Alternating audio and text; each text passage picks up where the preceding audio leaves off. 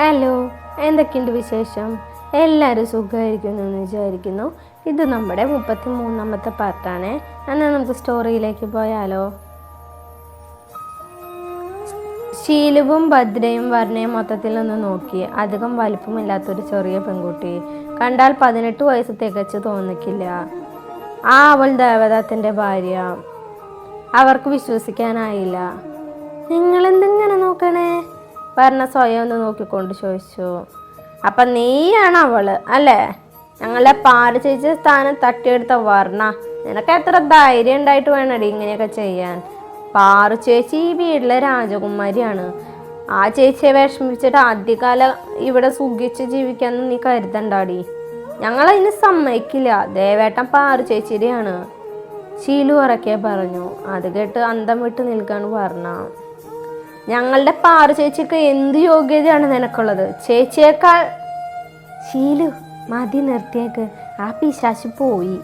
ഭദ്ര മുകളിലെ ജനലിനരികിലേക്ക് നോക്കിക്കൊണ്ട് പറഞ്ഞു. എവിടെ ചെന്നാൽ ഈ നാശം മനുഷ്യനൊരു സമാധാനം തരില്ലല്ലോ ഭഗവാനെ. ശീലവും ഭദ്ര അത് പറഞ്ഞ അകത്തേക്ക് പോയി. വർണ്ണയാണെങ്കിൽ ഒന്നും മനസ്സിലാവാതെ കുറച്ചു നേരം അവിടെ തന്നെ നിന്നു. ചെറിയമ്മയെ അന്വേഷിച്ച് വർണ്ണ അടുക്കളയിൽ എത്തിയപ്പോഴാണ് അടുക്കളയിലെ കൗണ്ടർ ടോപ്പിൽ പാർവതിയും ഷീനും ഭദ്രയും ഇരിക്കുന്നത് കണ്ടത്.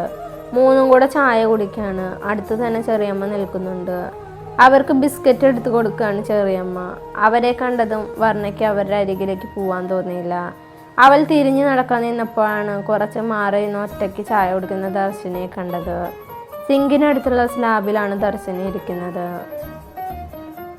വർണ്ണമളെ, ഇതാണ് പറ്റിയ അവസരം.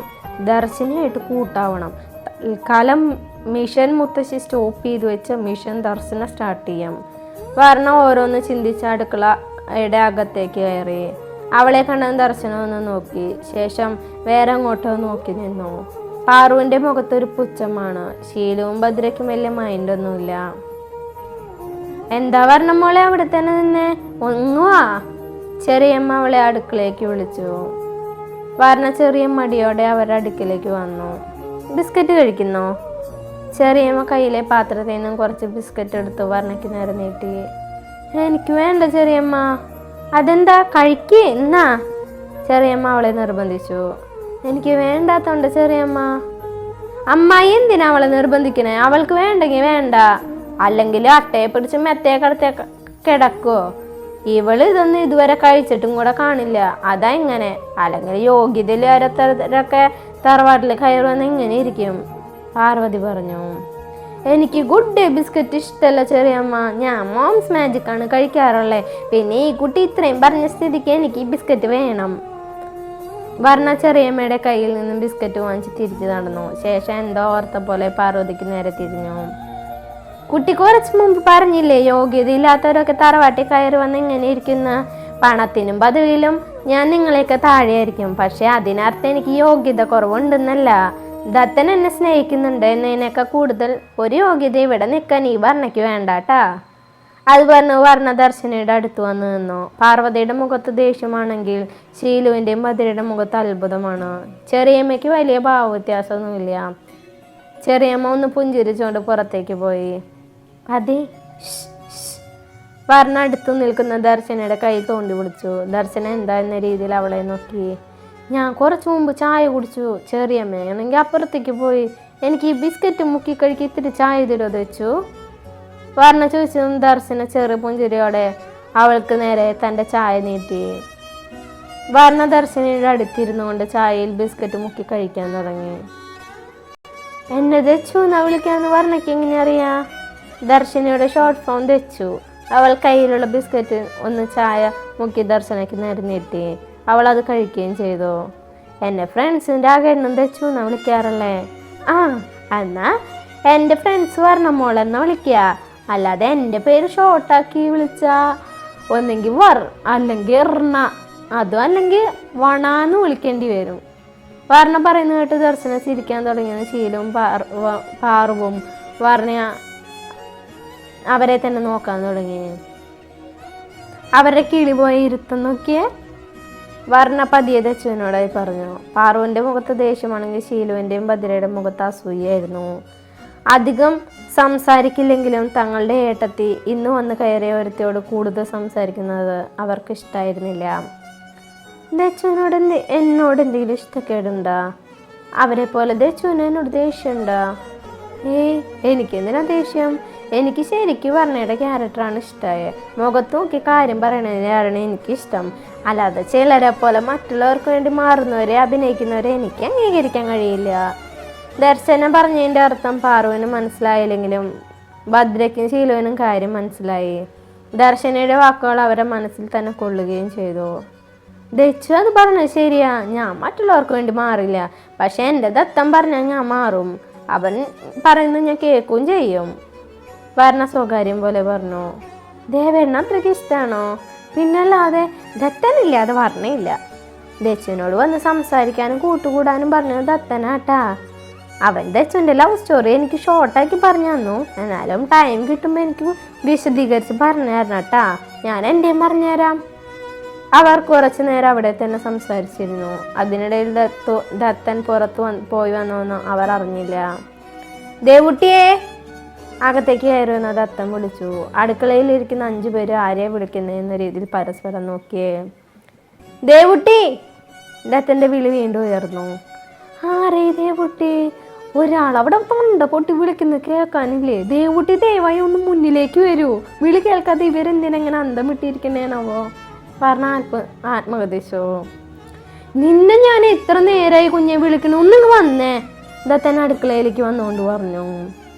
വരനാണെങ്കിൽ ഒന്നും ചുറ്റി നോക്കി തന്നെയാണ് വിളിച്ചതെന്ന ഭാവത്തിലിരിക്കുകയാണ്. അന്തം വിട്ടിരിക്കാതെ വാടി. ദത്തൻ്റെ സ്വരം കടുത്തതും വർണ്ണ ദത്തൻ്റെ അരികിലേക്ക് വന്നു. ദച്ചു ഞാനിപ്പോൾ വരാട്ടാ. തിരിഞ്ഞു നോക്കി പറഞ്ഞു വർണ്ണ ദത്തൻ്റെ പിന്നാലെ മുകളിലെ റൂമിലേക്ക് പോയി. സ്റ്റെയർ കയറി മുകളിലെത്തിയതും ദത്തൻ വർണ്ണയുടെ തോളിലൂടെ കൈയിട്ട് തന്നിലേക്ക് ചേർത്ത് പിടിച്ചു. ഞാൻ വർണ്ണയല്ലേ, പിന്നെന്തിനാ നീ എന്നെ ദേവൂന്ന് വിളിച്ചേ? വർണ്ണ അവൻ്റെ കൈ തട്ടി മാറ്റിക്കൊണ്ട് ചോദിച്ചു. അതെന്താ ദേവൂന്ന് പേരിന് കുഴപ്പം? കുഴപ്പമൊന്നുമില്ല, പക്ഷെ വർണ്ണയും ദേവും തമ്മിൽ ഒരു ബന്ധവുമില്ല. ആ പേര് വിളിക്കുമ്പോൾ എനിക്ക് വേറെ ആരും വിളിക്കണ പോലെ തോന്നാ. വർണ്ണ ബെഡിൽ വന്നിരുന്നുകൊണ്ട് പറഞ്ഞു. ആരാ പറഞ്ഞ ബന്ധമില്ലാന്ന്? ചാർജിനിട്ട ലാപ്ടോപ്പ് ടേബിളിന് മുകളിൽ നിന്ന് എടുത്തുകൊണ്ട് ദത്തൻ അവളുടെ അരികിൽ വന്നിരുന്നു. എൻ്റെ പേരെന്താ? ദത്തൻ. Full name? ദേവദത്തൻ. ദേവദത്തനിലുണ്ടല്ലോ ദേവ. ആ ദേവയുടെ കുട്ടി എൻ്റെ ദേവകുട്ടി. ഇപ്പം മനസ്സിലായിടും കുരുട്ടെ. വർണ്ണയുടെ മൂക്കിൽ പിടിച്ചുകൊണ്ട് ദത്തൻ ചോദിച്ചപ്പോൾ അവൾ മനസ്സിലായെന്ന രീതിയിൽ തലയാട്ടി. നിനക്ക് ലാപ്ടോപ്പൊക്കെ ഉണ്ടോ ദത്ത? എനിക്ക് ഗെയിം കളിക്കാൻ തരുമോ? അതൊക്കെ തരാം. അതിനു മുമ്പ് വേറൊരു കാര്യമുണ്ട്. ദത്തൻ ലാപ്ടോപ്പ് മടിയിൽ വെച്ച് എന്തൊക്കെയോ ചെയ്യുന്നു നോക്കി പറഞ്ഞിരുന്നു. പെട്ടെന്ന് പുഞ്ചിരിയോടെ ഒരു ചെറുപ്പക്കാരൻ്റെ മുഖം സ്ക്രീനിൽ തെളിഞ്ഞു വന്നു. ദത്തൻ്റെ ഏകദേശം മുഖച്ഛായുള്ള ഒരാൾ, താടിയും കുഞ്ഞു കണ്ണുകളൊക്കെയായി. ഒറ്റ നോട്ടത്തിൽ കണ്ടാൽ തന്നെ ദത്തൻ്റെ ഏട്ടനാണെന്ന് മനസ്സിലാവും. ഹായ്. അയാൾ ചിരിയോടെ വർണ്ണയെ നോക്കി കൈവീശി. ഹായ്. വർണ്ണയെ സംശയത്തോടെ ഹായ് പറഞ്ഞു. ഇതാരാന്ന് മനസ്സിലായോ? ദത്തൻ വർണ്ണയോട് ചോദിച്ചു. നമ്മുടെ മറ്റേ ഡോക്ടർ ധ്രുവിയാണോ?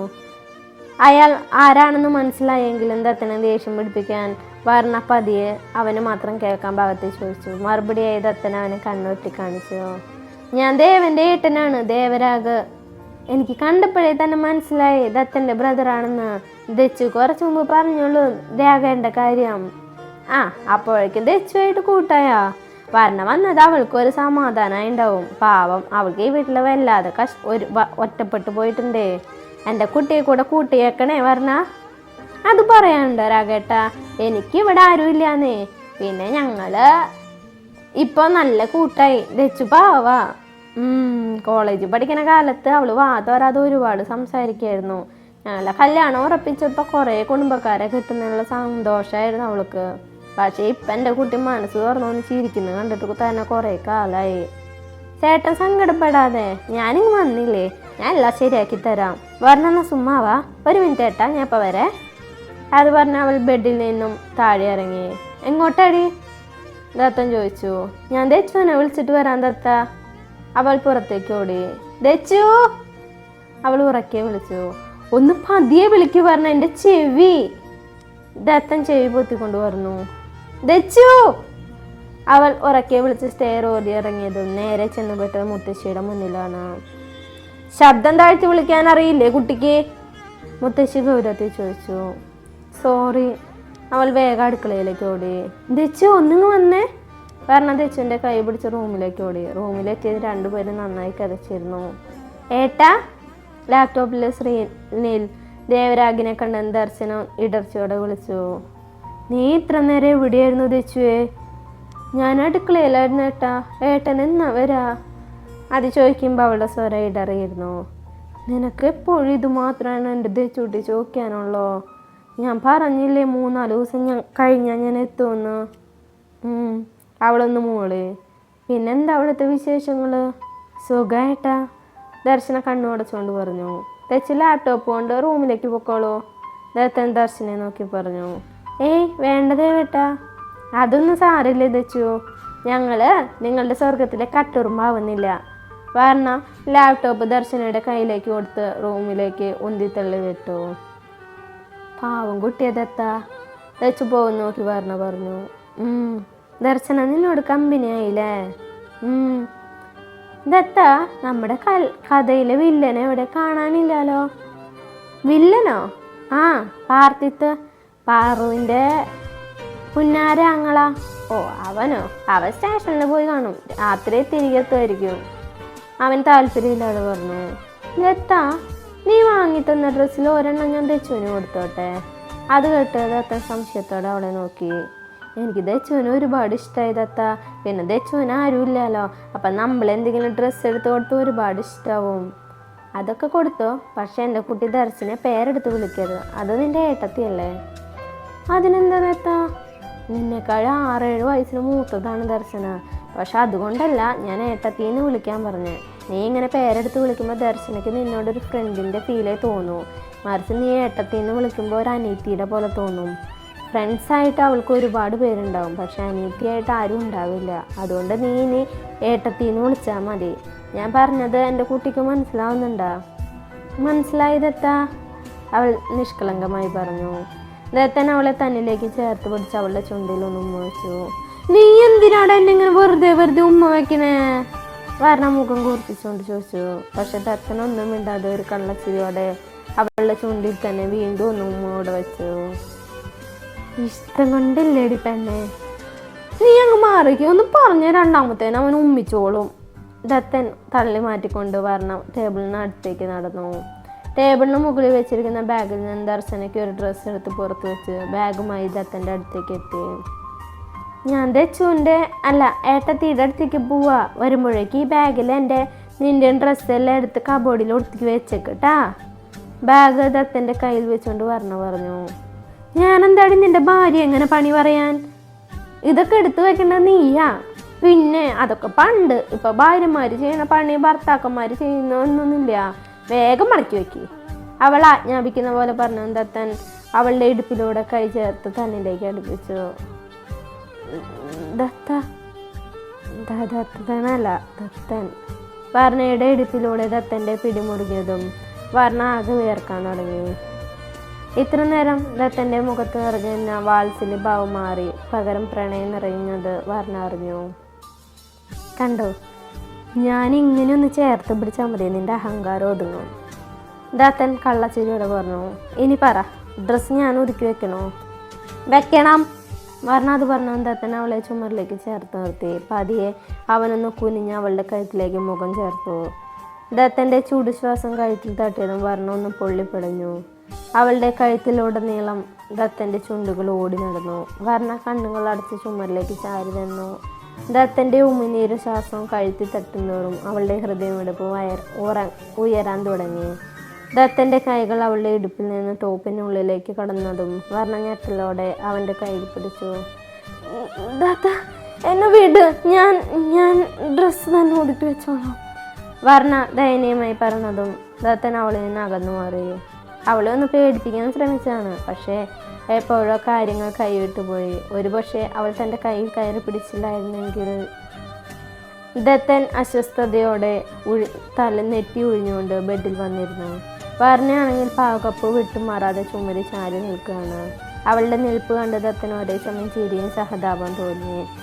അവൻ ബെഡിൽ നിന്ന് എണീറ്റ് അവളുടെ അരികിലേക്ക് വന്നു. വർണ്ണ പേടിച്ച് കണ്ണുകൾ ഇറുക്കി അടച്ചു.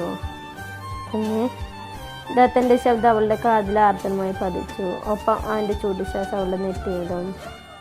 കണ്ണ് തുറക്കൻ്റെ ദേവുട്ടിയെ ദത്തൻ വീണ്ടും വിളിച്ചു. വർണ്ണ പതിയെ കണ്ണു തുറന്നു. പേടിച്ചു എൻ്റെ കുട്ടി? അവൻ നിറഞ്ഞ വാത്സല്യത്തോടെ ചോദിച്ചു. അവൾ അതേ എന്ന രീതിയിൽ തലയാട്ടി. സോറിടാ, ഞാൻ പെട്ടെന്നെന്തോ. അവൻ അവളുടെ നെറ്റിയിൽ പൊടിഞ്ഞ വിയർപ്പ് തുടച്ചുകൊണ്ട് പറഞ്ഞു. ഒപ്പം തൻ്റെ ഉമിനീരിനാൽ കുതിർന്ന കഴുത്തും തുടച്ചു കൊടുത്തു. ദത്തൻ അവളെ വിളിച്ച് ബെഡിൽ കൊണ്ടുവന്നിരുത്തി. ശേഷം നെറ്റിയിലേക്ക് വീണ് അവളുടെ മുടിയിഴകൾ ചെവിക്ക് പിന്നിലേക്ക് ഒതുക്കി വെച്ചു.